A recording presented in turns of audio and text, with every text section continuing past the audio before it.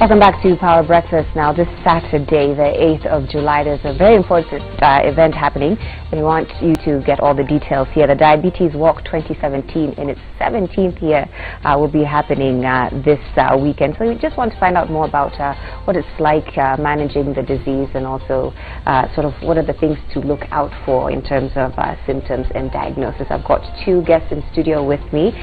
Eva Mushemi is the director of DMI, that is the Kenya Diabetes Management and Information Center. Welcome to the show. Thank you, Joy. Thanks for being here. And Alice Wangari, who suffers from diabetes and is also a beneficiary of the Diabetes Walk.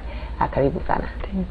Okay, so let's just begin with some of the basics, right, in terms of knowledge of diabetes, right? It's a number of diseases involving problems with the hormone insulin, but there's a couple different types of diabetes, right? Maybe you can speak on that and sort of how widespread it is across Kenya. Thank you, Joy. Diabetes is a non-communicable disease. It is a chronic illness, and in Kenya, according to the 2016 STEP survey from the Ministry of Health, it is 3.2% of the population has diabetes. That's the population that has been diagnosed for now.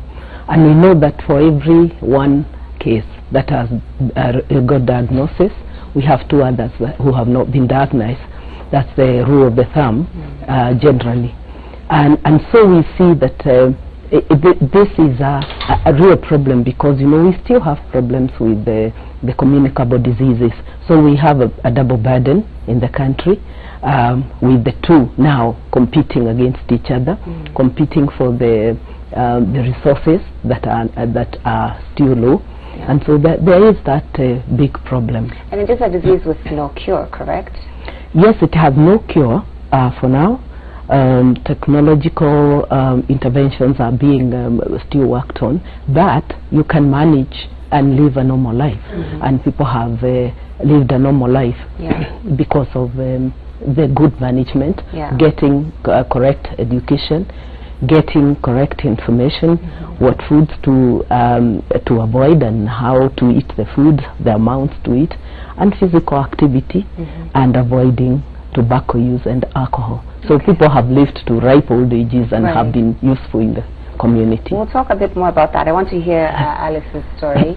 You can tell us when you were diagnosed, what type of diabetes you have, and also your involvement in the Diabetes Walk. Okay, I'm not the one who is sick. Okay. I'm the mother to the beneficiary. My son is David Joroge, 12 years old now, but he was diagnosed on 2015 April. By that time he was class 5, 10 years of age. And it was worse. In fact, diabetic, it's a condition, but before you know, it can lead to death. Between that time to you are sick and you don't know where you are sick, or the cause of the nature of the disease. So he was diagnosed last year. We were hospitalized at Nakuru. Then from there we had so many problems due to the medication, because it's very costly and I couldn't manage. As a parent, I'm a single and still jobless.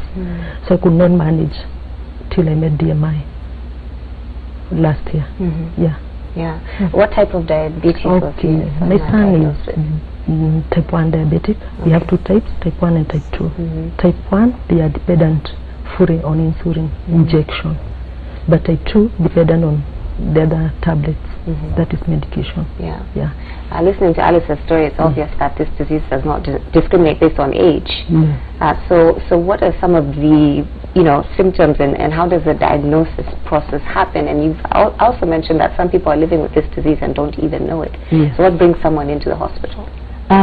It's the level of awareness that is so low, and the fact that for a long time we believed that in Africa, and even the Asian continent, we believed that this was a condition for the wealthy, for the old, and so we didn't associate it with our people here in Africa or even in Kenya. And even when the Kenyans who had diabetes, we thought it was for those wealthy who eat well, who don't do any exercise, they are always in their vehicles. But now we know better, and we know that especially type 2 is a lifestyle disease, is a lifestyle condition, and it's not just for the old, and it's not just for the wealthy. seeing that even at the center we have 415 children, and from very economically challenged families who need to get assistance. And these are people who come, they are struggling. They've been sent from their clinics because the clinic doesn't have the insulin. And they come, and we are able to help them with the insulin, the glucometers to check their sugars every day, the syringes, and even to come and get information. Every school holiday, we invite the parents and the children, and they come, and we have a good forum, and we invite a counselor, because also there are social problems that are there, it's just the medical. And we have seen that in the change of our lifestyles, the eating habits, we are more now eating refined foods. We are eating food, a lot more fried foods. We have reduced our physical activity. We don't walk much. There are all sorts of motorized methods of taking you from one place to the other. The border borders are everywhere. When you open your eyes, there is one there. So even people who are not doing so well, they are still not working. And so the problems that we are having, especially with the type 1, we can say that also they are developing diabetes also with a small component of it, because there is a bit of lifestyle problem that is contributing. Alice, I just want to hear what it's like managing this disease, because as we've spoken, it doesn't have a cure as of yet, but you manage with some of the things that Eva has been talking about. So in the day-to-day life of your son, I see that you brought a syringe here. What are some of the things that you have to do for him to manage his disease? Okay, for morning before breakfast, he has to take ladum blood, not ladum, fasting blood sugar before taking anything. That's how I want to test the row of the blood sugar, whether it's low or high, and we use this machine. This is the glucometer. Okay. So we have it here. This is the machine itself, soft style. Then we have the strips. These are the strips. One is 100 bob. Oh wow. One. Just one. One. And you're using this every day? 3. You're using 3 every day? Yeah. Okay. That's fasting before anything, then lunchtime, and then evening.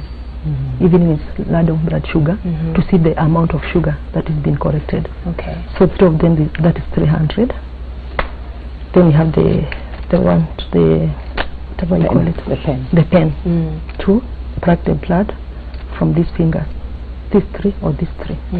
You can just place that on the table so the camera can get a look at those. Huh? So you plug from here or here or here or the other fingers. Then you put the blood here.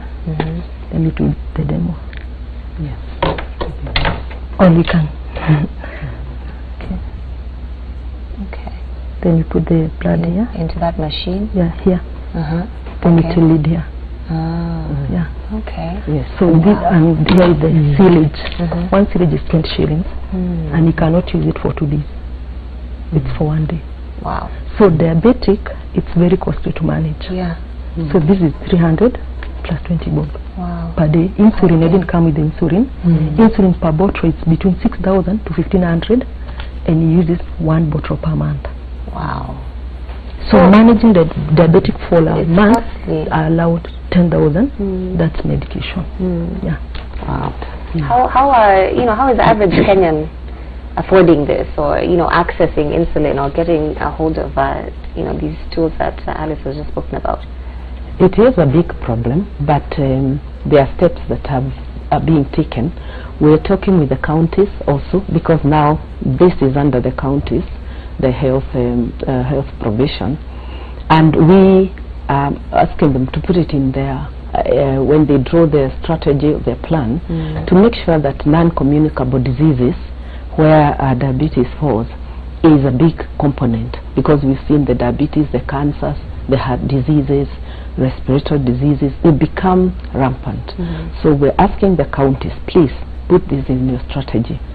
When they do that, then they'll be able to take care of the insulin provision, and knowing that insulin is a life-saving drug. So that child without insulin will surely die. And you're saying if you're giving medication for TB, if you're giving medication for HIV, the ARVs, so that these people can stay alive, if you're giving medication for malaria, why aren't we giving another life-saving drug like insulin to make sure that that child stays alive? And this is the advocacy that we are running, and this is the advocacy that we are telling parents like Alice to help us advocate that, so that when they talk to their MCAs, when we talk to our MCAs, when we talk to the governors, we and our MPs, we are telling them diabetes is here, and it is as bad, if not worse, than those other conditions that are given so much prominence. When you go to hospital, it's very unlikely that you get tested as a first option for diabetes. But you say you have a headache, you get checked for malaria. And so there are people whose diabetes is missed out, not because they could not be tested, but because it is not the first, it is not on the line of the triage. When the triage is done, it is not there that they check the blood sugar.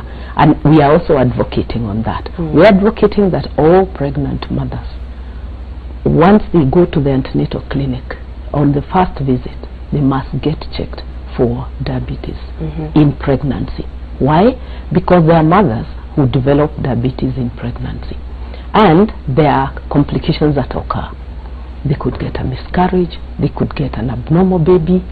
The mother who develops diabetes in pregnancy is likely to get diabetes if they are not followed up within 5 to 15 years.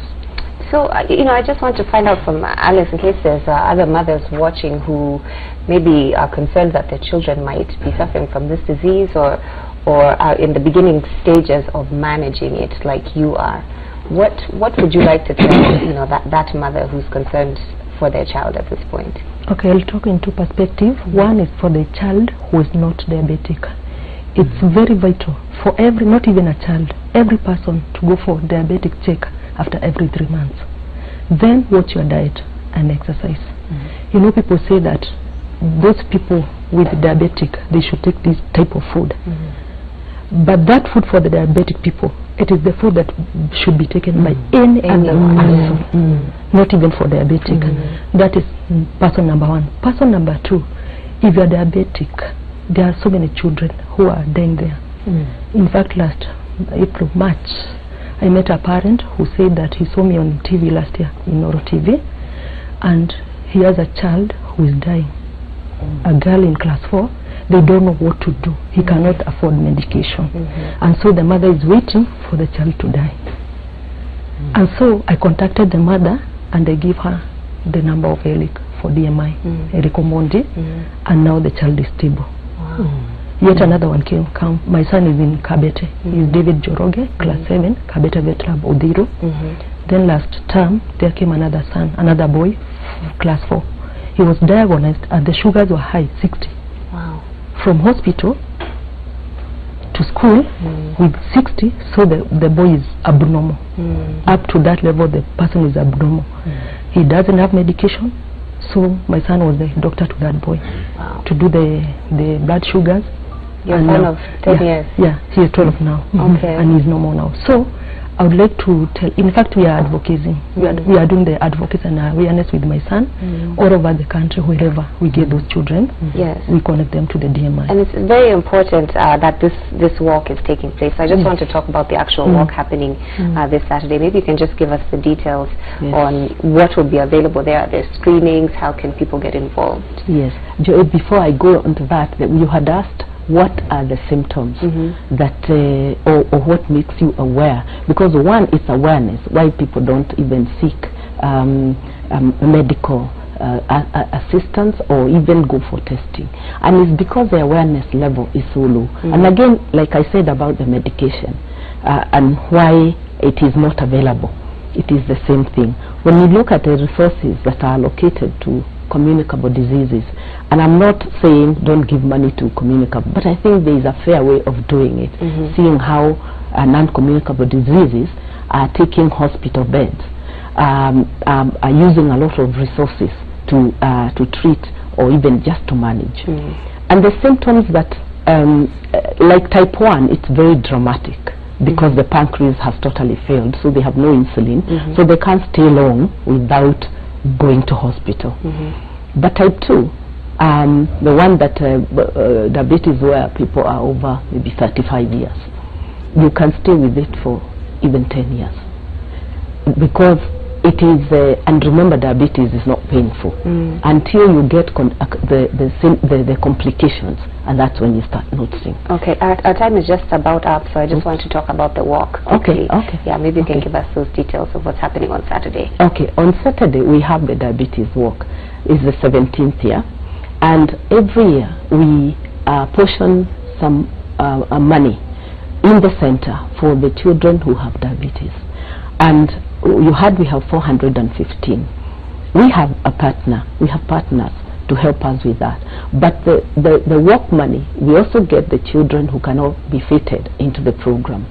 And we provide everything, like Ali said, all this, they are provided, and they go for camps through that money. And this work on the 8th of July does exactly that. And we invite people to come and work with us. We invite corporates to come and work with us. And again, we still encourage the corporates to see diabetes as a condition that needs to be taken care of. Is there a website where people are able to log on and find out more information on how to get involved? Yes, www.dmi.or.ke. That's our website. And there is a poster. And even on our Facebook page, DMI, we have a pay bill number on it, 928-100. You can pay money into it. You can call the DMI Center, 0722-755-828. Okay. You can call those numbers. Okay, just quickly in 30 seconds, tell us why people should show up this Saturday to speak to someone who is interested in coming to support. I welcome all of you from all over the walks of life in Kenya. Come for the diabetic walk, support us, and be with us, and be aware about all the diabetic. Okay. Yeah. All right. Thank you so much, ladies. Sadly, we're out of time. But again, the Diabetes Walk 2017 and its 17th year happening this Saturday from 7 a.m. at the Carnivores, where the flag off is happening. Again, you can log online and check out more about the Kenya Diabetes Management and Information Center. That's DMI. Thank you so much, Eva and Alice, for being here and shedding light on this disease. Thank you. Now we're going to cross over to Willis Rabu. He's standing by with Chef